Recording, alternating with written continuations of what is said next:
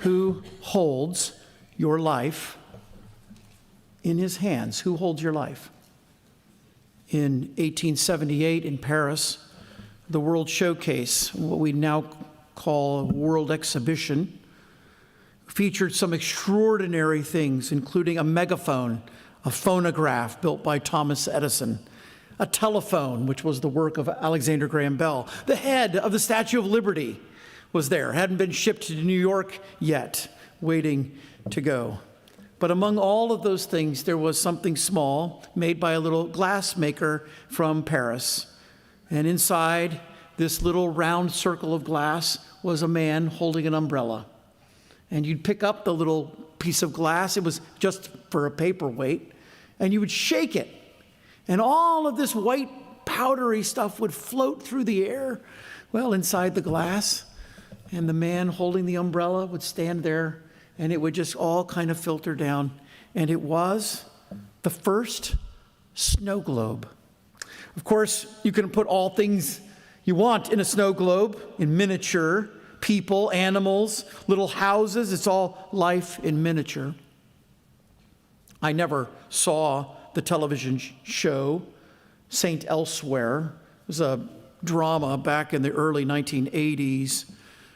It ran for maybe 5 or 6, 7 years. But the show ended, and the reason I know this is because the ending just kind of rattled everybody, because apparently the ending of this television show, all of the seasons they had and all the episodes came down to the very last scene. There's a little boy, the son of the doctor, the main doctor at this hospital, and he has some problems, and so the doctor's been helping him all through the show, apparently. Again, I never saw this, so I'm just telling you what I've read. But he's holding in his hands a little snow globe, and inside the snow globe, you see in miniature the hospital, and the whole inference is that the entire show and all the spin-offs, apparently there were spin-offs that came off of this show, was just a figment of his imagination.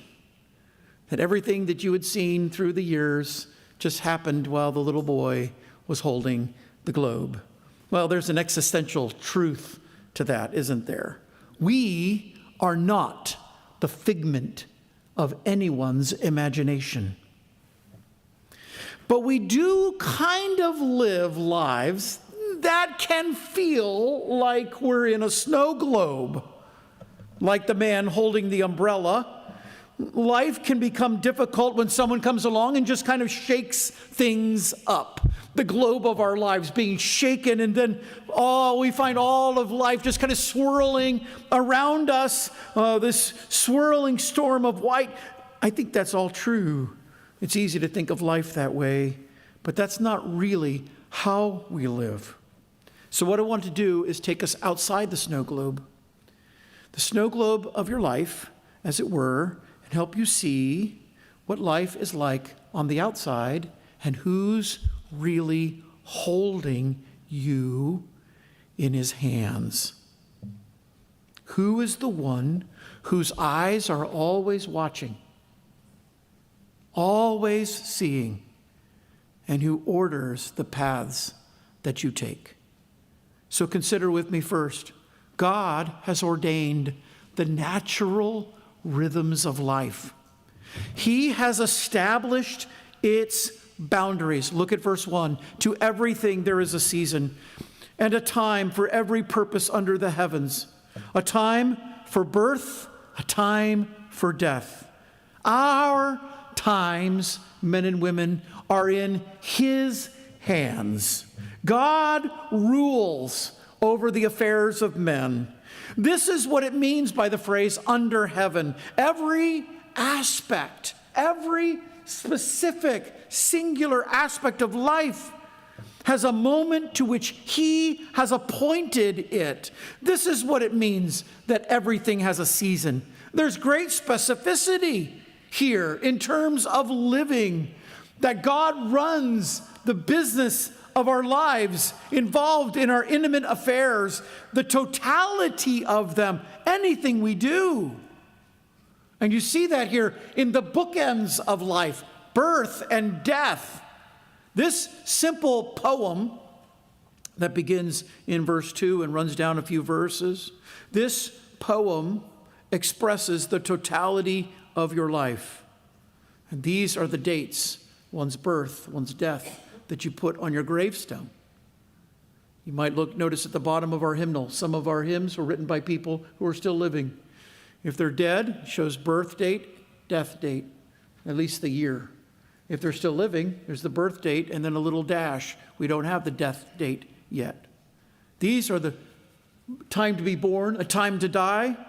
God has appointed this time for the beginning of time, and you can't change it. You can't outrun it, and you can't alter it in any way. Everything, letter B, everything we do is within these parameters. And so as you read, beginning in verse 2, the second part, as you read, going down through verse 8, a time to plant, a time to pull up what you planted, to kill and heal, to break down, build up, to weep, to laugh. All of these things are all part of just the ebb and flow of one's life. And some of those things are positive, right? When you look at Hevel, you say, well, that's negative. But Solomon's now taking and turning the idea just a little bit and saying, but notice what God is doing, even in the Hevel things. Notice what he's doing. There are positive things to life. I mean, there's harvesting. That's what I think the gathering is. I think the planting is not the fun part. That's the hard part, right? It's the harvesting, the healing, the building, the laughing, the dancing. The gathering, the embracing, searching, keeping, mending, speaking, loving, peace. These are the things that bring joy and blessings to one's life. The greater joy, to hoping to find something lost, the saving of things, preserving things. All of that is good.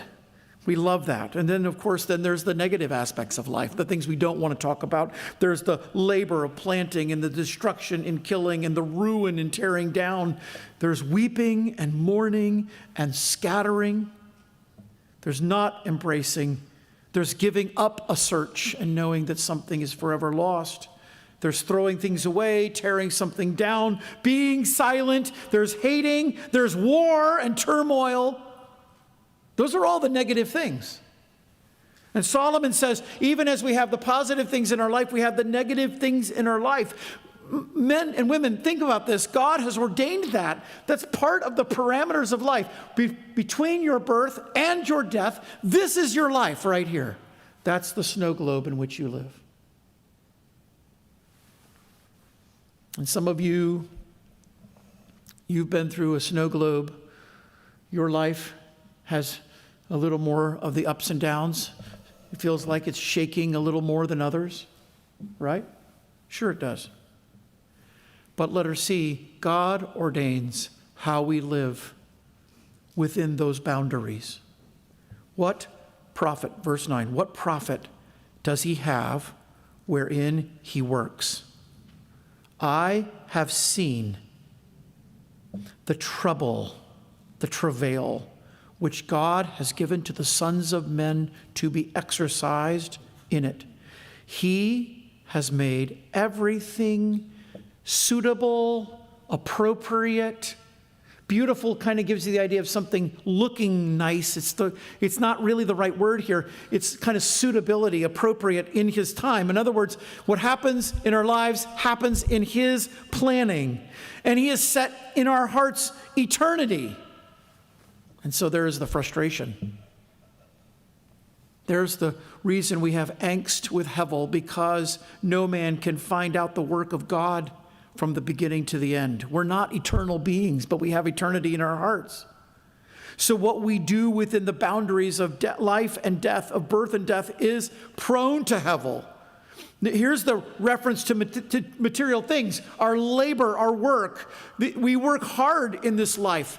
Do you know why? Because it's part of the curse. Literally, this is part of the curse that we have. And in a parallel statement, he calls it our burden in verse 10, which is why so much of life can be categorized as Hevel. What we do is generally confined to earth. It's temporary. It's transitory.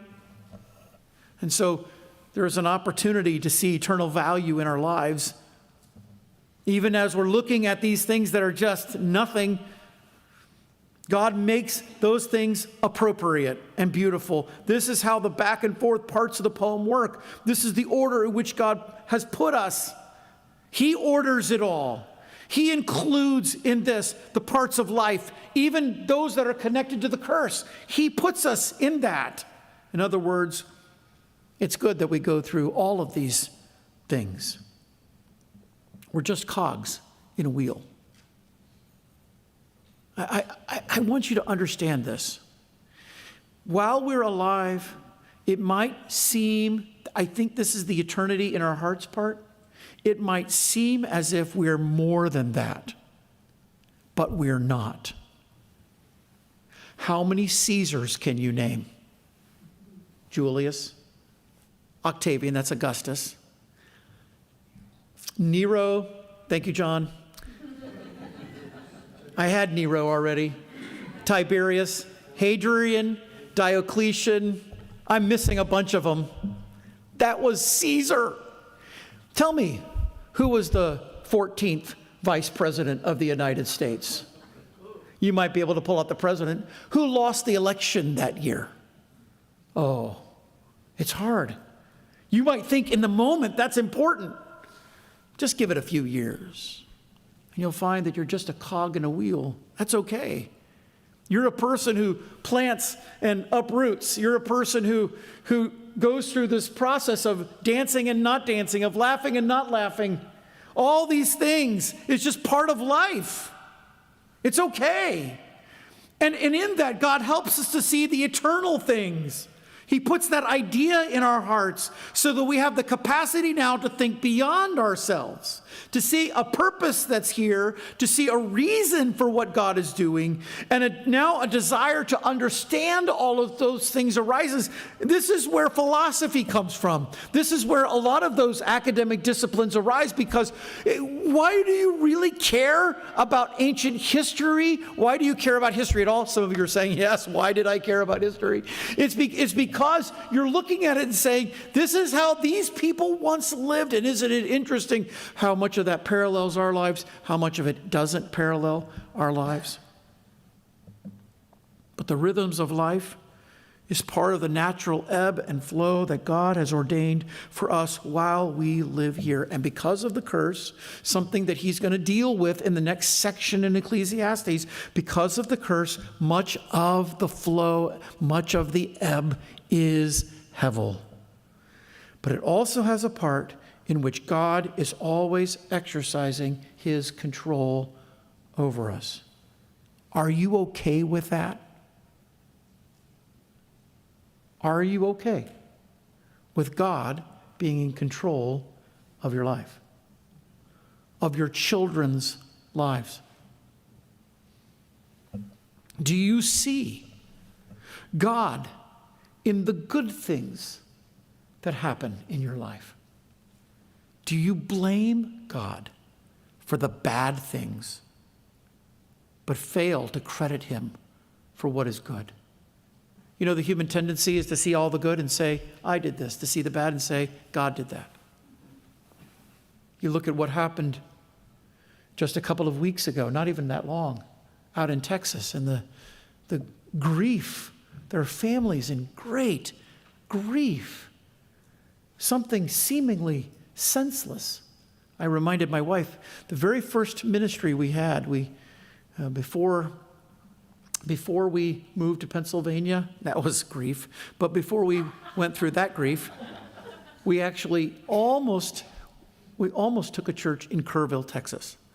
We actually went to San Antonio, the two of us. We had no children at the time. We flew to San Antonio, and I candidated to be a youth pastor in Kerrville. I have almost no memory of these people. This was almost 30 years ago.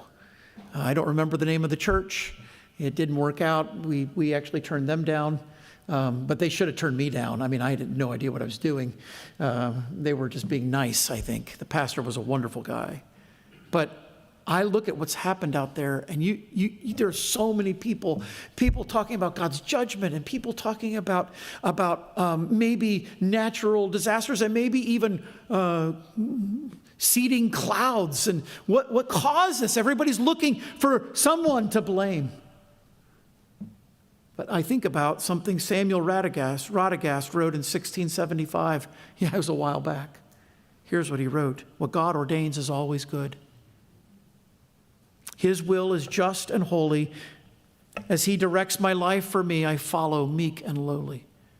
My God indeed in every need knows well how he will shield me. So to my God I yield me. What God ordains is always good. He is my friend and father. He suffers not to do me harm, though many storms may gather. Now I may know both joy and woe. Someday I will see clearly that he has loved me dearly. What God ordains is always good, though I the cup am drinking, which savors now of bitterness. I take it without shrinking. For after grief, God gives relief, my heart with comfort filling, and all my sorrow stilling. What God ordains is always good. This truth remains unshaken. Though sorrow, need, or death be mine, I shall not be forsaken. I fear no harm, for with his arm he shall embrace and shield me. So to my God I yield me. That's the important part of this. I yield me. And I want you to notice that we yield ourselves in submission to God's control. This is point number 2. Submit to God's sovereign control, because our only good comes from him. Verse 12, I know that there is no good in them, but for a man to rejoice and to do good in his life, and that a man should eat and drink and enjoy the good of his labor. It is the gift of God. If you're looking for any good in this life outside of God, you will not find it. But whatever you do, even the most mundane things of life, in his will, that is good for you. That's where you find it. So even things that we would naturally just assume to be hevel, worthless things, can themselves be blessings. The work you do has meaning within God's sovereign plan for your life, and by your doing of it, according to his will, not your will, but his, you find the joy that he's set before you, the goodness in the action itself, and even some measure of satisfaction. And so you can mow your grass, which I'm going to tell you sounds like a very hevel thing to me. But you can mow your grass and come away and say, there's joy and goodness and satisfaction here. Or the laundry, or the dishes, or all the things you go through in life that are part of that ebb and flow that Solomon mentioned in his poem. You can go through all of that, and you can look back at those things. And yes, if you're just doing it because it's required as part of life, then it's hevel. But when you're doing it as part of God's will for your life, understanding that it's part of God's will for your life, then it's not hevel, it's joy and goodness and satisfaction. And I'm going to tell you, there are a lot of things that we do in life that could easily turn to hevel. My mother likes to put together puzzles. There's nothing more hevel than that. I mean, really. You get to the end, you're like, okay, there's the picture on the box. Do you know why my mother puts together puzzles? Because she believes, and I think she's right, she enjoys doing it, but because it helps her think. It helps keep her mind active. And when you're 87 years old, you need to keep your mind active. So she does puzzles. I think that's great. And I don't think it's hevel. And so you can go fishing, and you can go golfing, and you can go out on a boat, and all these things that, some serious-minded Christians say, wait a minute, that doesn't sound very godly to me. But that's part of the blessings of life. As long as you're doing it all within the will of God for you. That's part of the blessings of life. These are blessings when they receive them as gifts from God. That's why you can sit at a 4-course meal and have no thought of God's blessings to you as part of you eating that dinner. It's just food on a plate. And yeah, you can enjoy it in some temporary sense, but within an hour of eating of it, the thought of it is probably gone. Certainly within a few days, you can't remember. What did you have again? I can't remember what I ate. It's hevel. But when you receive it as the gift of God, it could just be a Big Mac, okay? And you receive it as the gift of God, and you are thankful for it, and God makes it beautiful and wonderful and joyful and satisfying. The most simple things of life are that way, because we receive them. So there's the good and the bad, all of his labor and all of the mundane things, the eating and the drinking that he talks about, the toil and the struggle that's mundane and negative and hard. Men and women, hey, listen, this becomes blessings from God's hand, because you can give yourself to find them and lose that blessing, that's hevel, or you can give yourself to God and find him and have all of these blessings added unto you. That's why we looked at Matthew 6. Because you can pursue the things that the Gentiles seek. You can try to get all of those naturally wonderful things of life and add it to your life. You can, there's this thought in the back of your head, if I had more money, if I had more of this, if I had more hevel things, then I would be more joyful and more satisfied and better. And you don't realize that actual blessing is from the gift that comes from God's hand. That's the blessing. That's the joy. So the psalmist says, I went into the house of God in Psalm 73, and there I understood the end of the person gathering the things for himself in this life. That's when I understood his end. That's when I realized and saw what really comes of him.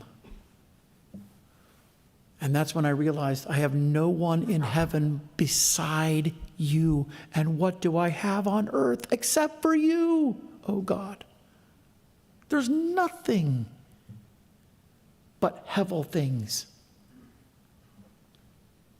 These are blessings from God's hand.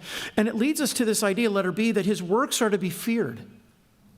He says in verse 14, I know that whatever God does, it will be forever. Nothing can be put to it, nor anything taken from it. God does it, and men should fear before him. That which has been is now. That which is to be has already been. Sounds like something ominous almost. God's works are connected to his character. Do you realize God only does what's true because of who he is? Everything God does arises out of his character. And certainly there are things about God that you see here, that he is an eternal God. He had no beginning. He has no ending.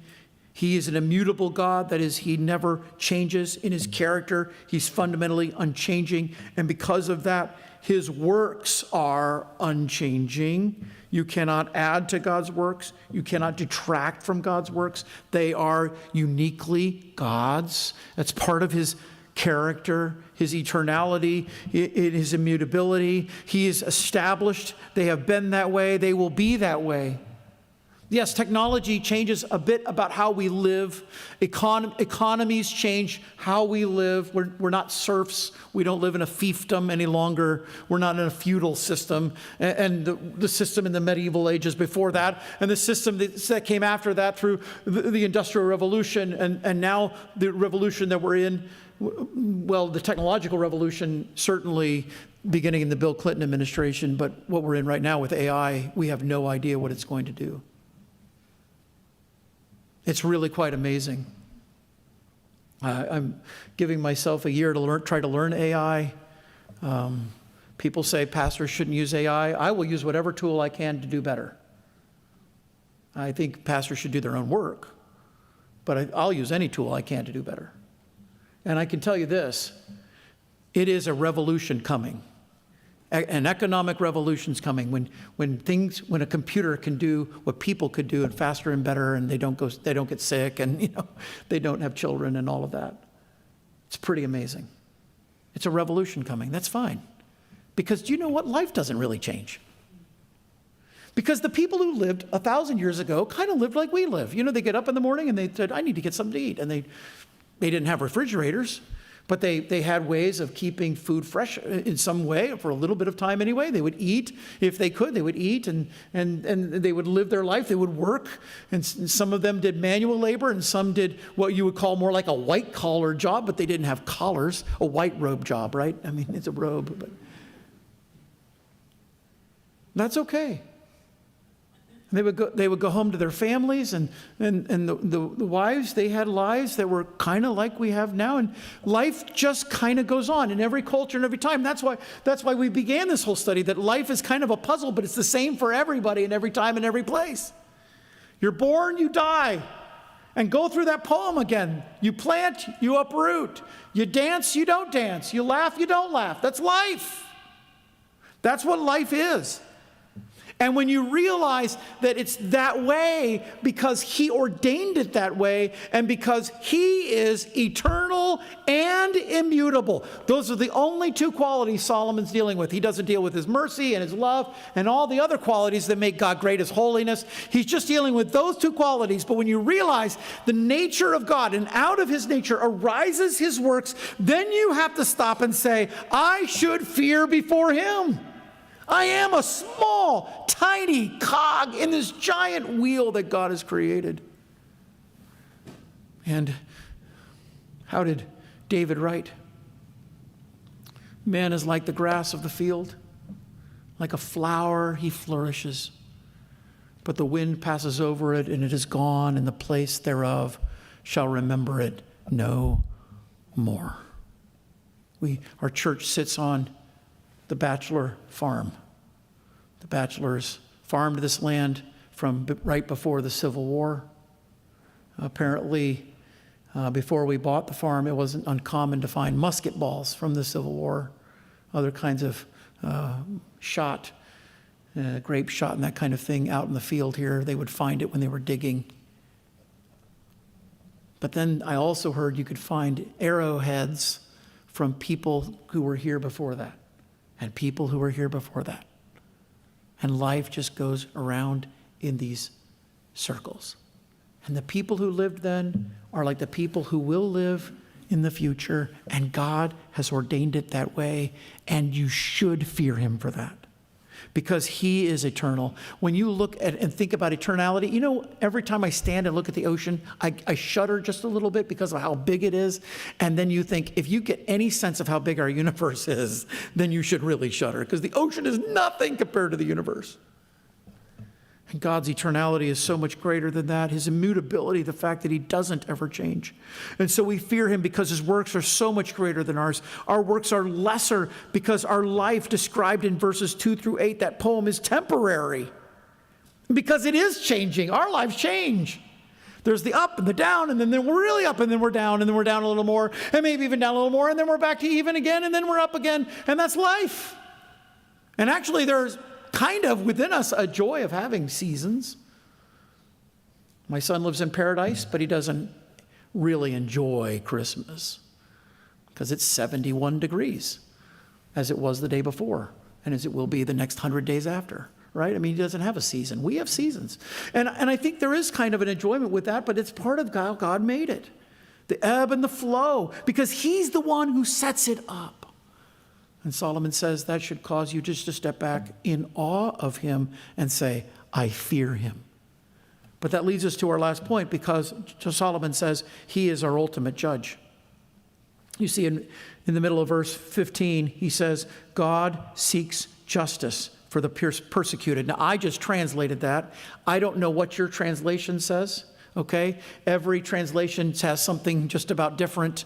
Modern translations have it a little differently, but I think the Hebrew translates this way. And God seeks justice for the persecuted. And moreover, I saw under the sun the place of judgment, that wickedness was there, and the place of righteousness, that wickedness was there. And I said in my heart, God will judge the righteous and the wicked, for there is a time for every purpose and every work. Do you see, he's kind of bringing this idea now to a conclusion. What he started in verse 1, he's bringing to an end in this general paragraph statement. He's saying God is the one who will actively judge mankind. So as you're living your life in your ebb and flow, you're planting, you're gathering, you're dancing, you're not dancing, you're laughing, you're mourning and weeping. As you're living your life, you need to remember, as you fear him because he doesn't change, God is going to judge everyone as the ultimate judge. He's not passive. He's not detached. He's not disinterested. He hurries along. That's the idea of the pursuit here. He hurries along in his pursuit of justice for those who are oppressed. So the people who look at those things of life and go, I'm on the negative almost all the time.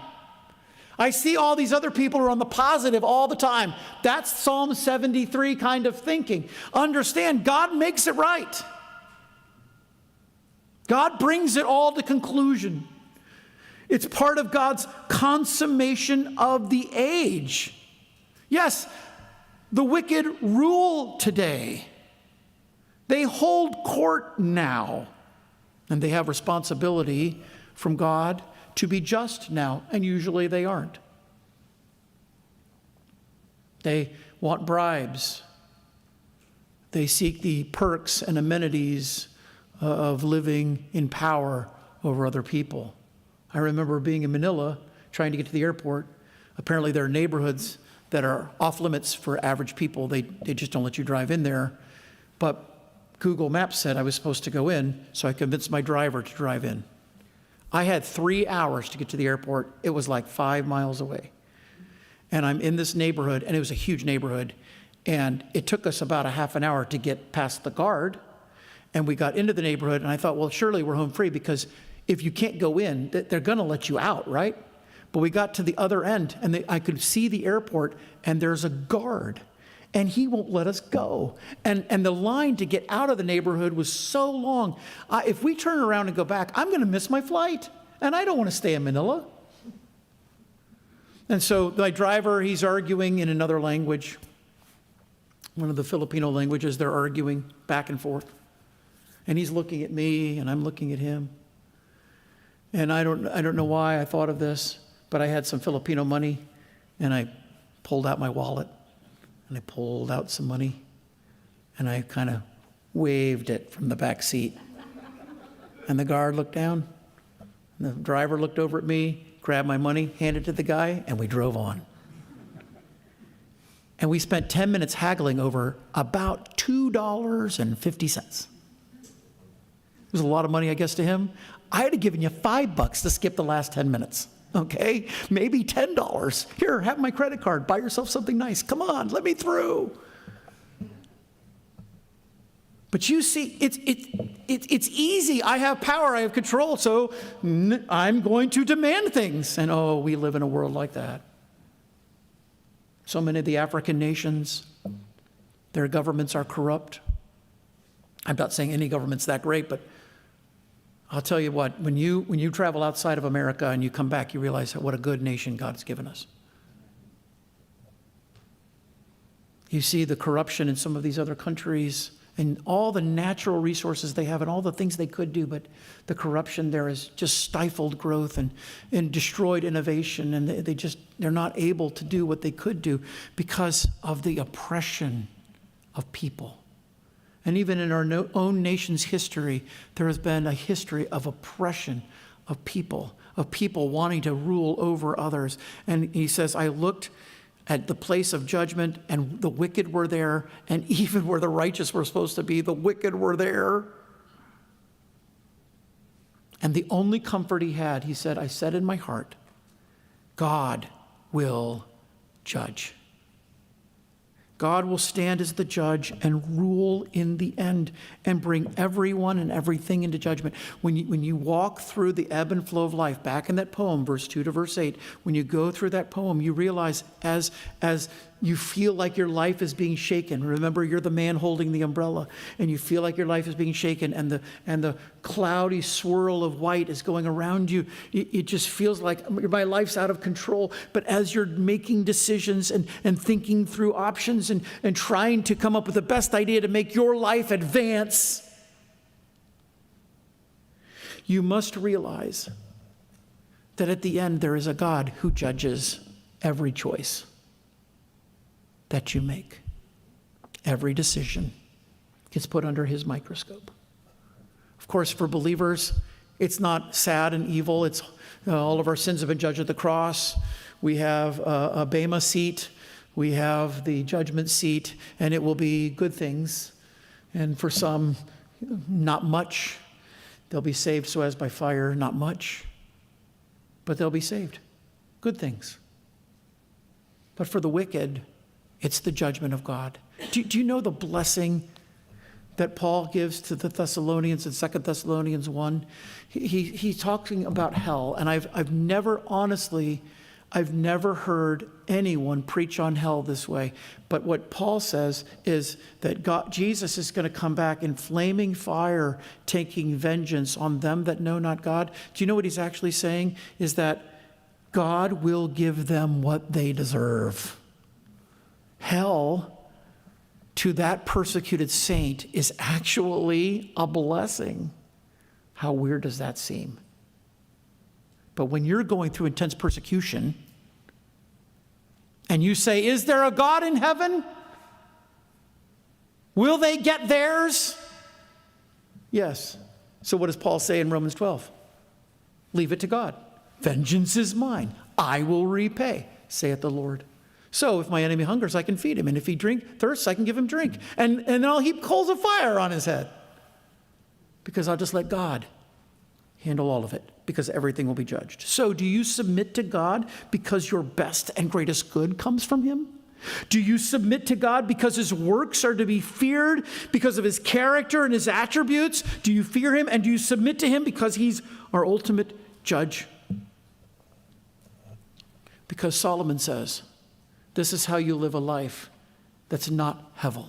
You may have the most mundane life of anybody in this room. Your day-to-day might be just incredibly mundane. But if you live your life as part of the will of God for you, you elevate that out of the mundane into the glorious throne of God. And if you have the most important job of anybody in this room, you're important and people look to you and you're influential, but you do it because you want to do it, because of you not de-elevate. What do? It's down.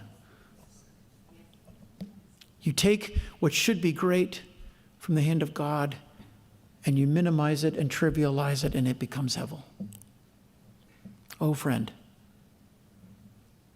the blessing of life is seeing who holds your snow globe in his hands. I want you to open your hymnal to hymn number 108. A.T. Pearson wrote a poem. My late friend Al Smith wrote the music. We don't sing it very often. What though the shade and sunshine had everything that befalls me? Who planned it? Who planned it? My Father planned it all. So I can sing through the shade and the sunshine, and I can rejoice whatever befalls, right? I can say, isn't it great what God's doing in my life to bring about his plans? We're going to sing this. I didn't tell the pianist, so I'm surprised. We're going to sing this hymn number 108. And I want us to stand and sing. And after we're done singing, I'm going to ask Don Koval to dismiss us in prayer. We'll stand and sing hymn number 108.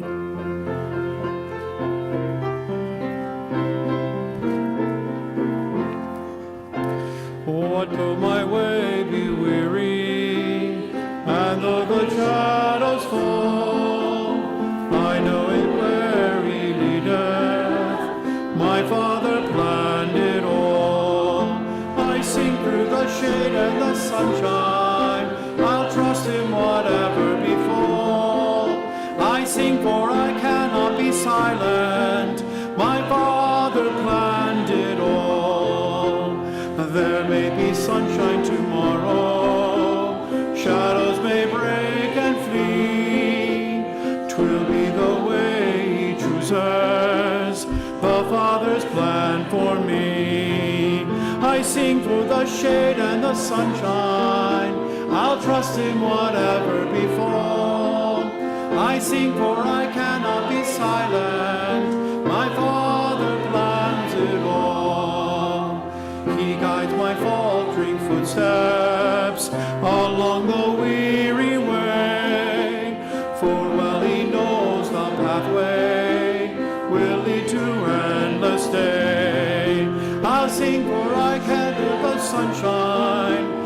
trust him whatever befall. I sing for I cannot be silent. My Father planned it all. A day of light and gladness on which no shade will fall. This is the last day waits me.